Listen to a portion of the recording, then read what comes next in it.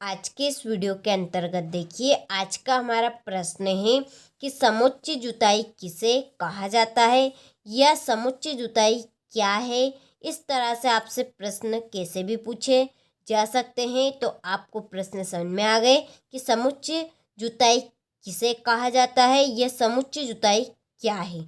तो आइए हम समझते हैं समुच्चय जुताई किसे कहा जाता है। देखिए, ढलान वाली जो भूमि होती है, ढलान वाली भूमि कैसी, देखिए यहाँ पर हम चित्र के द्वारा समझते हैं।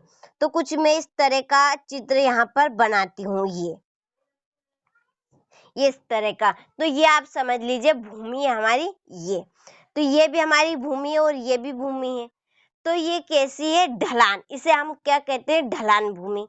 और ये भी हमारी ढलान भूमि है। तो दोनों की जो ऊंचाई है वहाँ कैसी है, सेम है।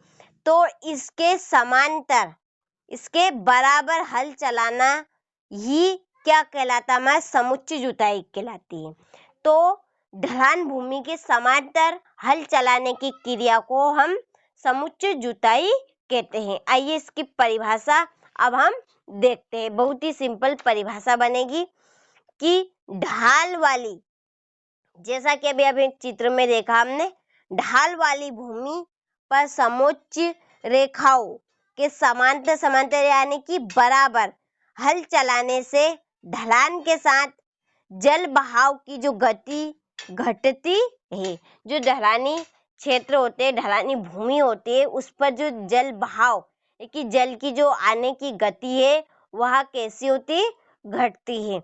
तो उसे हम समुच्चय जुताई कहा जाता है। देखिए किसे कहते हैं हम समुच्चय जुताई, कि ढलान वाली भूमि पर समुच्चय रेखाओं के समांतर, जो समुच्चय रेखाएं होती है उनके समांतर हल चलाने से ढाल के साथ उसके ढाल के साथ साथ क्या होता है, जो जल बहाव की गति होती है वहाँ गति क्या होती है, घटती है। ढलान वाले क्षेत्र में आपने देखा भी होगा अधिकतर।